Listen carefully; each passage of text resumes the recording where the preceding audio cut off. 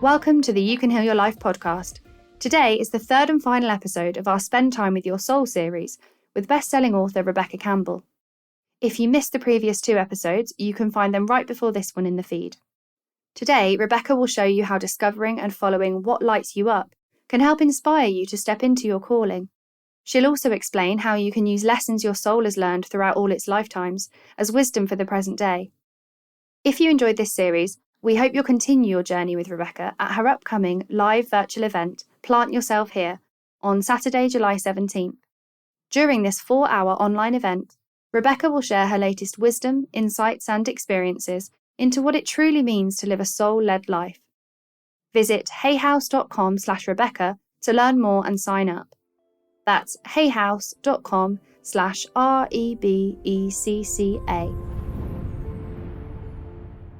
What stops most people from being courageous enough to leap into their soul-led life, that life that's calling them, the hero's journey of their life, is that they don't feel ready, they don't feel prepared, they don't feel that they have everything within them to answer that larger call.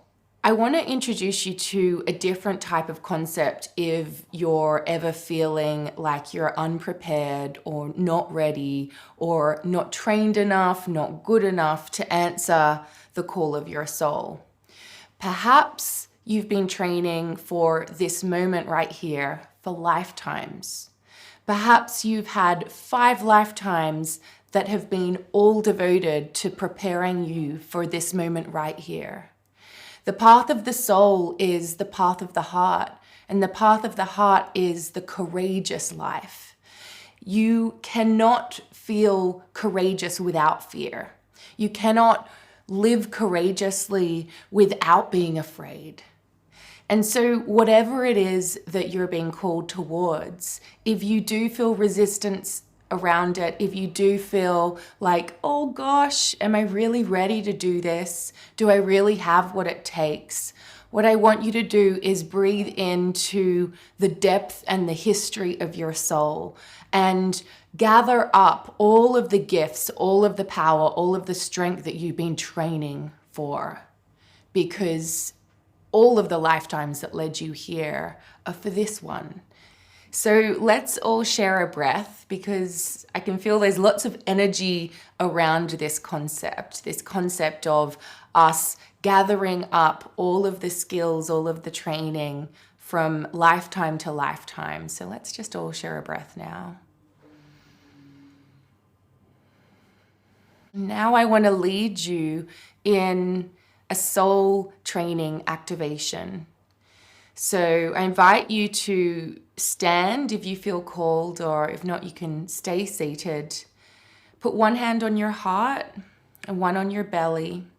Really center your soul into your body with your breath, breathing to the base and left and right, front and back of your belly. And then join me in saying out loud with me in unison the soul training activation. I call forth the soul gifts and soul training that I've received throughout all of my lifetimes. I'm ready to embody them all now without hesitation and without fear. I've been training for this for lifetimes.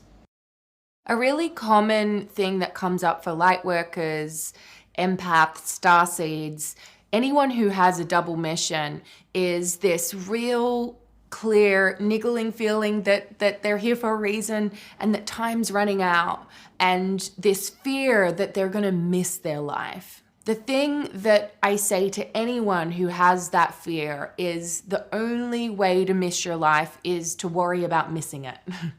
So if that's you, breathe in now and stop worrying about missing your life. I know a lot of us who are really called to serve and light up the world in some way are extremely multi-passionate. And it's very easy for us to get into resistance and not actually find the courage to step into the calling because they're really worried about missing the path. If you've got a double mission, remember that double mission is us being here to grow as souls individually and then collectively lighting up the world through our presence. Whether that's, if you're an empathic light worker, it's through you physically being in spaces that cause the energy to shift. Or if you're a light worker starseed who has a specific mission that requires you to do something in order to answer that call. I want you to loosen your grip on there being just one way of expressing that. If you are here with a double mission, your collective mission is to light up the world with your presence. The best way to light up your world with your presence is to follow what lights you up. The way we follow what lights us up is discovering what lights us up. I remember when I had experienced my rock bottom and I knew very clearly the kind of direction I was being called towards, but I didn't understand how I was to make it happen, which was the problem in the first place because I was trying to rely on my own willpower to make my path happen. I remember this moment in my flat in Notting Hill where it was like one of those real crumbling moments where all of a sudden the water pipes burst and the whole flat was filled with like this watery sea underneath me. And it was very dramatic. I kind of like fell to my knees in my pajamas and just really prayed of like, what am I meant to do now? Because clearly the way I'd been approaching my calling wasn't working up until that point. So that was really my point, my rock bottom moment where I went from my personal will into thy will. And I got really, really clear guidance in that moment. And one of the super clear bits of guidance I got was to follow what lights me up. And when I heard that, I must say I was a little bit disappointed because it didn't feel that, prophetic or anything. But I knew enough about intuition at that point to trust guidance when it comes. So I got out my notepad and I wrote down, okay, well, what lights me up? And it was actually really difficult for me to fill in the list of 10 that I had numbered on my page. Eventually, I stumbled across flowers.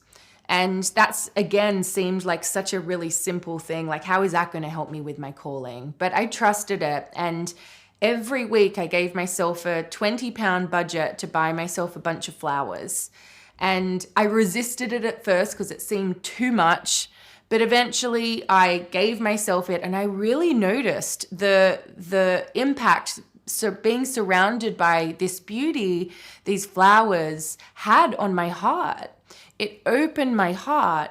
And I noticed when I was around this beauty, these flowers, I began feeling inspired. And that word inspired, inspiration, what that really means is in spirit. And so through surrounding myself with these things that lit me up, I was able to allow that intelligent force to come through me. Because I was so inspired by my little arranged flowers that became my weekly ritual, I began discovering the Rose Garden of London and walked there every single morning. And I'd go there with my coffee and I began bringing my little moleskin notebook just to write some things down as they dropped in. And eventually I would write these little phrases down. And little by little, I began sharing them on my Instagram. At this stage, I knew I'd been called to share my voice and write and step into the role of teacher and have a public profile. But I was so scared to just like even take a photo of myself. Like I knew even trying to do a selfie, I literally would be like a post-meditation shot and it'd just be the top of my head. And so doing these little notes actually allowed me to share my voice. I ended up turning them into something called Rebecca Thoughts, which then turned into the Instant Guidance Oracle on my website. Then that turned into a blog, which I would write every week. And then that turned into a book proposal. And then I remember the moment I got the call from my publisher, it was just like, oh my gosh, I can't believe this has happened. And then I found myself with my laptop, having written the entire book of Light is the New Black, my first book.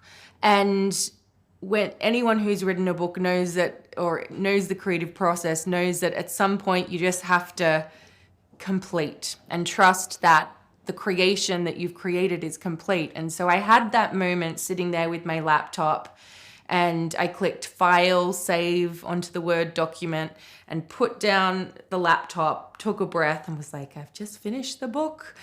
And I looked around and I discovered I was right in the middle of this rose garden in London, surrounded by these beautiful flowers, these beautiful roses, and these park benches where I had written the entire book.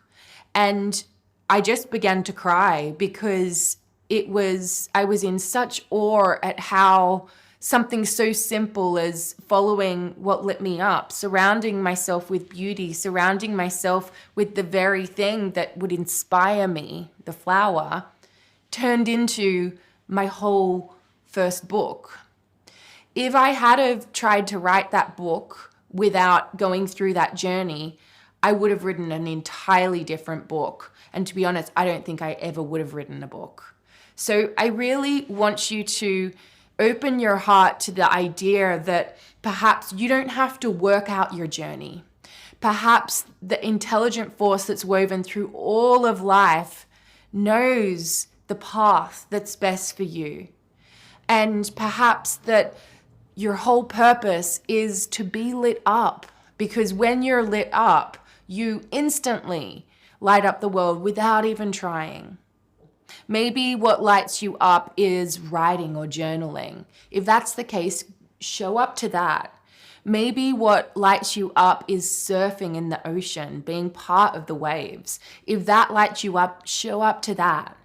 If throwing parties or gathering women at your house lights you up, then start a book club, start a circle. Just trust the things that light you up, and then commit to at least one of them, showing up to it every single week. Thank you for joining us for this third and final episode of Rebecca Campbell's Spend Time with Your Soul series. While this series has ended, your journey is just beginning. We really hope you'll join Rebecca for her upcoming virtual event, Plant Yourself Here, on Saturday, July 17th. In this activating 4-hour live online workshop, Rebecca will share her latest wisdom, insights, and experiences into what it truly means to live a soul-led life. Throughout the event, Rebecca will hold the space to support you in clearly hearing what your soul is calling you toward, and understanding how to really integrate this into each and every day. You'll be led to connect with your many soul gifts and also receive a plan to express these in your life. Right now, you can save your spot for an exclusive price of only $69. Visit heyhouse.com/Rebecca to learn more and sign up.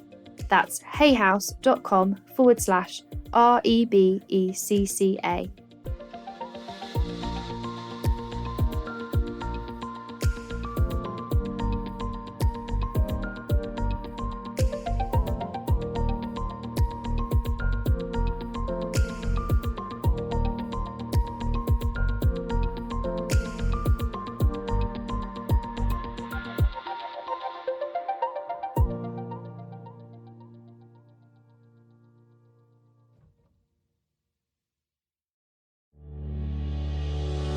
We hope you enjoyed today's inspiring episode. If you like listening to free audio content, you're going to love the Hay House Unlimited Audio mobile app. The app gives you unlimited access to thousands of audiobooks, guided meditations, and lectures to help you reach your goals, improve your sleep, expand your mind, connect with your spirit guides, heal your body, and so much more. And right now, you can get a free 14-day trial. That's right, you can listen to everything in the app totally free for 2 weeks. You can even listen to this podcast and more from this author.